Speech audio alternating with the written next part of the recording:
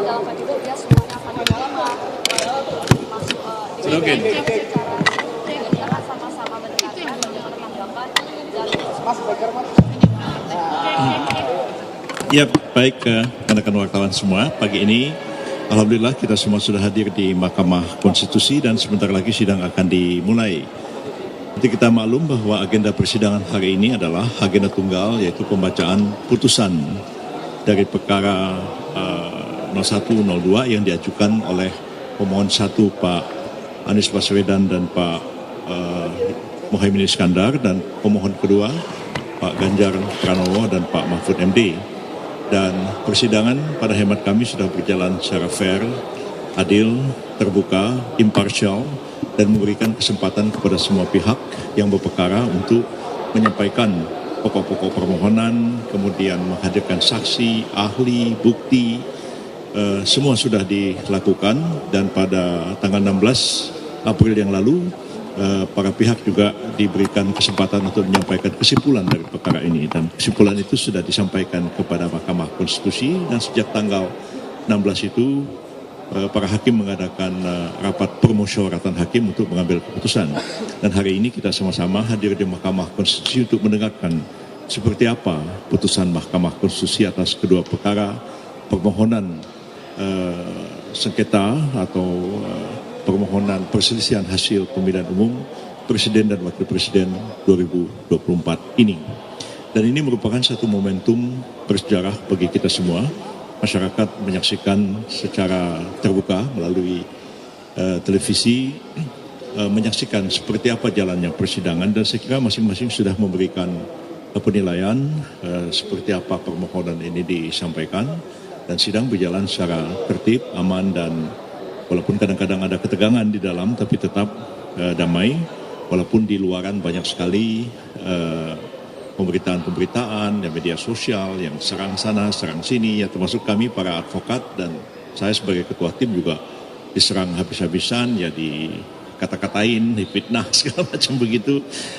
Berita-beritanya bagus-bagus semua alhamdulillah, tapi komentar-komentarnya seperti kita ketahui memang sulit untuk dikendalikan, sehingga serangan-serangan terhadap pribadi, keluarga, dan lain-lain itu agak luar biasa. Tapi kami menanggapi semua ini dengan tenang, karena kami beranggapan bahwa mungkin mereka tidak bisa lagi membantah secara argumentatif apa yang kami kemukakan di persidangan. Lalu satu-satunya jalan ya adalah melakukan character assassination terhadap para advokat yang terlibat dalam menangani perkara ini, dan semacam satu pembusukan pribadi, ya. Sebenarnya itu tidak fair begitu, ya. Kalau mau berdebat aja di sidang gitu, atau berdebat aja di forum, tapi jangan dicaci maki pribadi orang yang nggak ada kaitannya dengan pokok perkara. Saya kira itu pengalihan perhatian saja. Tapi kami tetap tenang dan tabah menghadapi semua ini. Kan dari ada 8 sama 0 ini mengatakan bahwa keputusan dari MK sebagai momentum untuk memperbaiki nama MK, harus melakukan gugatan yang berkait. Kalau dari kubu 02 seperti apa tanggapan terkait dengan pernyataan tersebut? Memperbaiki nama itu tidak usah harus membenarkan yang salah dan menyalahkan yang benar, ya. Mahkamah Konstitusi itu tetap saja harus mengambil keputusan sesuai dengan fakta-fakta persidangan dan hukum yang berlaku. Ya, jangan terus ada yang dikorbankan. Saya pernah mengalami dulu pada waktu Hendarman Supanji jadi Jaksa Agung, tiba-tiba saya sama Profesor Romli Atmasasmita dijadikan tersangka. Nah, Profesor Natabaya waktu itu dimintai keterangan, beliau bertanya, ada apa ini? Ini Pak, ini Kejaksaan Agung sedang terpuruk, ya, karena kasus itu kasus ini. Kalau Profesor Yusril dan Profesor Romli, satu ahli hukum tata negara, satu ahli pidana, ditersangkakan, Kejaksaan Agung naik lagi. Saya kira nggak benar cara-cara penegakan hukum seperti itu, makanya saya melawan pada waktu itu. Jadi jangan karena Mahkamah Konstitusi menghadapi masalah, mungkin citranya, quote and quote, agak menurun gara-gara putusan 90 yang meloloskan Pak Gibran, atas supaya memulihkan Mahkamah Konstitusi, pokoknya ini pihak harus dimenangkan. Saya kira tidak seperti itu. Mahkamah tetap harus bekerja di relnya sesuai dengan konstitusi dan peraturan perundang-undangan yang berlaku. Jangan karena ingin menaikkan citra Mahkamah lantas dikabulkan permohonan yang tidak benar. Saya kira tetap aja pada rel yang sesungguhnya. Pak Yusril, dari fakta-fakta persidangan, apakah nanti hakim lebih banyak yang menerima atau menolak gugatan ini? Kami berkeyakinan berdasarkan fakta-fakta persidangan yang terungkap, ya, baik permohonan yang disampaikan, jawaban dan tanggapan dari termohon, pihak terkait, Bawaslu, dan kemudian dari saksi-saksi yang dihadirkan, ahli yang dihadirkan, pihak yang dimintai keterangan seperti Bawaslu dan para menteri yang dihadirkan, sama sekali tidak memberikan arah kemenangan atau arah untuk dikabulkan kepada para pemohon. Ya. Jadi sebenarnya kita itu kan tidak mengenal pembuktian terbalik. Ya. Siapa yang menuduh, dia yang harus buktikan.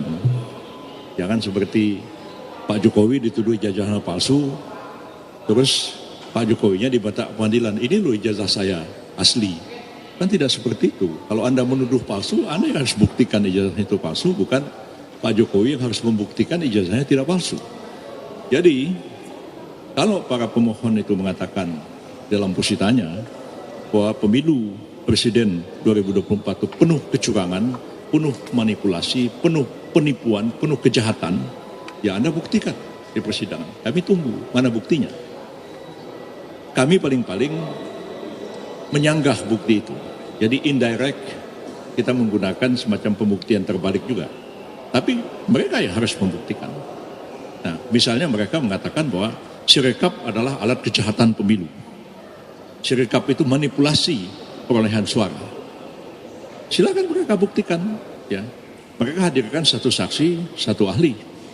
Dan kita dengarkan apakah saksi dan ahli ini bisa membuktikan bahwa Sirekap itu adalah alat manipulasi perolehan suara dalam Pilpres. Ternyata dalam persidangan terungkap bahwa Sirekap tidak digunakan sebagai dasar perhitungan. Yang digunakan dasar perhitungan adalah secara manual dan berjenjang. Manual berjenjang terus dimasukkan ke Sirekap. Hitung-hitung masukin Sirekap. Jadi Sirekap itu mengikuti hasil perhitungan manual. Nah, kalau memang sudah seperti itu, gimana ada mau mengatakan ini kejahatan, hasil alat untuk melakukan kejahatan? Nah, kami menghadirkan juga ahli, saksi yang menerangkan. Mereka juga menghadirkan saksi dan ahli yang menerangkan Sirekap itu digunakan sebagai alat kejahatan, tidak terbukti. Mereka mengatakan PJ-PJ, pejabat-pejabat kepala daerah itu digunakan untuk dimanfaatkan supaya memenangkan Prabowo Gibran. Lalu kita ungkapkan, silakan mereka buktikan di persidangan, tapi tidak ada yang bisa membuktikan. Ya, hanya narasi-narasi. Narasi itu bukan bukti. Narasi omongan aja, tapi harus dibuktikan omongan itu. Ketika kita tanya sebaliknya, di Aceh sebagai satu contoh, Aceh adalah provinsi yang paling banyak penjabat kepala daerah. Dari 24 pejabat di Aceh, 23 adalah penjabat PLT, penjabat kepala daerah. Tapi di sana Prabowo kalah telak, Anies malah menang mutlak di Aceh. Bagaimana Anies bisa menjelaskan fenomena ini? Sebaliknya di Bengkulu kita tahu di antara 11 kepala daerah itu 8 atau 9 itu pejabat yang sebenarnya hanya 2 atau 3 yang PJ, tapi di sana Prabowo malah menang mutlak. Jadi banyak hal di persidangan ini mereka tidak bisa buktikan, dan karena tidak bisa buktikan, ya hakim bagaimana harus mengabulkan permohonan itu. Jadi jangan karena untuk menaikkan citra lantas yang nggak benar dibenarkan, ya kemudian yang benar disalahkan. Tetaplah mahkamah harus secara fair mengadili kasus ini dan harus tegar dengan keputusannya. Dan ini kan dunia memperhatikan. Anda bisa bayangkan ya, kepala negara, presiden, perdana menteri dari seluruh dunia sudah mengucapkan selamat kepada Pak Prabowo. Ya, tiba-tiba ya Mahkamah Konstitusi mengatakan dibatalkan.